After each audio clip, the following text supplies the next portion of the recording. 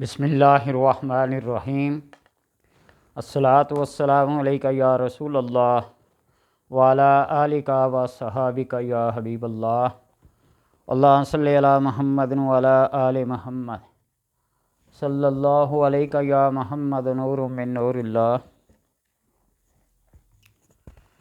اپنی زندگی کے سارے مقاصد، سارے دکھ، سارے غم، حاجات و مشکلات، امراض جسمانی، روحانی، ظاہری اور باطنی، تمام مقاصد کے لیے یہ ایک بسم اللہ شریف کا نقش ہے۔ اس کو جس شخص نے بھی اپنا لیا، بنا لیا، انتہائی آسان اور انتہائی مجرب ہے۔ لکھ کے اپنے پاس رکھیے یا گھول کے پی لیجئے۔ جو بھی امراض ہوں، چاہے وہ جسمانی ہوں، روحانی ہوں، ظاہری ہوں، باطنی ہوں، ڈاکٹر حکیم طبیب کی سمجھ سے بالا ہوں، جو بھی ہوں، اللہ تبارک و تعالی نے اس کے اندر اتنا اثر رکھا ہے، اتنی شفا رکھی ہے کہ کرنے والا خود حیران اور دنگ رہ جائے گا۔ یہ میں نہیں کہہ رہا، جس کسی سے بھی پوچھیے، جہاں بھی آپ کو یہ نقش ملے، نظر آئے، کسی سے پوچھیے کہ اس کے کمالات کیا ہیں، اور صرف لفظ ہیں دو، بسم اللہ، لیکن اس کے لکھنے کا طریقہ جو ہے وہ جو بتلا رہا ہوں اس طرح لکھنا۔ بسم اللہ الرحمن الرحیم کے کل حروف 19 ہیں، اور اس کا ہر ایک حرف دوزخ سے بچاؤ ہے۔ علیہ 19 اللہ تبارک و تعالیٰ نے 30 بڑے بڑے فرشتے جہنم کے اوپر معمور اور مقرر کر رکھے ہیں، اور بسم اللہ الرحمن الرحیم کا بھی حروف کے لحاظ سے 19 حرف ہیں۔ اور یہ بسم اللہ شریف کی برکت تمام مقاصد کے لیے، تمام حاجات کے لیے، تمام مشکلات کے لیے اور تمام امراض کے لیے تیر بہدف ہے۔ فرعون نے بھی اپنے دروازے پہ، کوئی اس کو مانے یا نہ مانے، بہت دفعہ اعتراض سن چکے ہیں، جواب دے چکے ہیں علماء فقہا، اس نے بھی اپنے دروازے پہ بسم اللہ الرحمن الرحیم لکھا ہوا تھا۔ کیسر روم نے حضرت عمر رضی اللہ تعالیٰ عنہ کو خط لکھا کہ میرے سر میں درد ہوتا ہے، کوئی چیز ایسی عنایت فرمائیے کہ میرے سر کا درد جاتا رہے۔ تو حضرت عمر نے اپنے سر کے اوپر پہنی ہوئی ٹوپی اس کو بھیج دی، نے پہنا،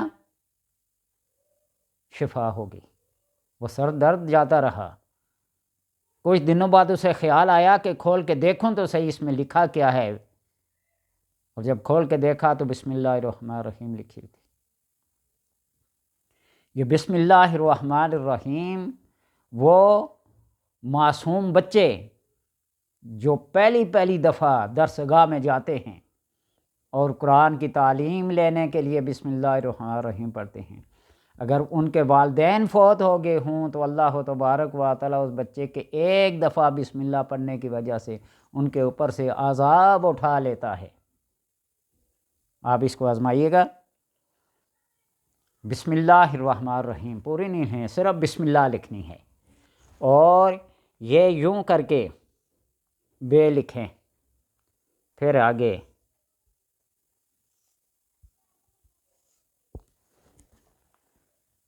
یوں، یہ ٹوٹل 19 حروف لکھنے ہیں،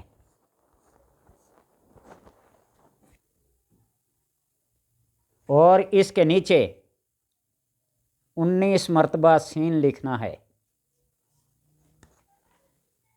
سین یہ بھی پورے 19 بار لکھنے ہیں، پورے 19 لکھنے ہیں، اور ان کے نیچے تیسری لائن میں میم،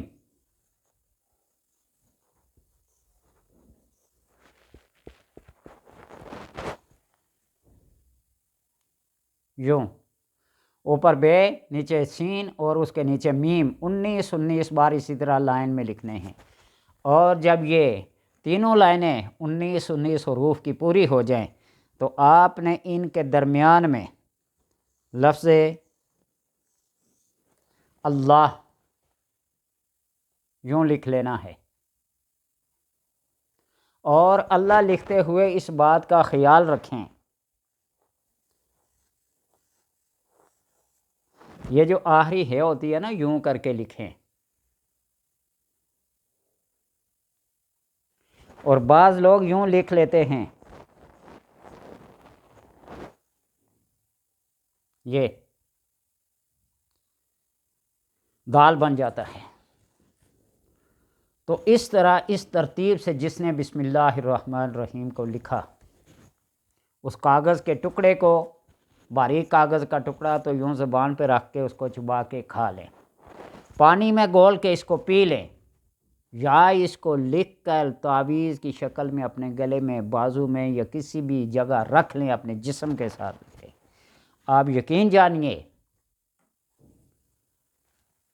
کہ آپ کے ظاہر و باطن کے اندر جلا اور شفا پیدا ہوگی، تمام آفات و بلیات سے نجات ملے گی۔ آپ اس کو پہن کر بیابان جنگل میں چلے جائیں، چرند و درند کے گراؤ میں آ جائیں، اللہ تبارک و تعالی آپ کو نجات دے گا۔ یہ وہ بات ہے جو آزمائی ہوئی ہے۔ انسان کے ساتھ کئی حادثات اور کئی واقعات پیش آتے ہیں۔ حفظ ما تقدم کے طور پر اگر اس یقین اور اس عقیدے کے ساتھ اس کو لکھ کر پاس رکھا جائے، اس کو لکھ کر پی کر کسی کام کے لیے نکلیں، آپ کو کوئی حادثہ، کوئی خطرہ، کوئی مشکل پیش نہیں آئے گی۔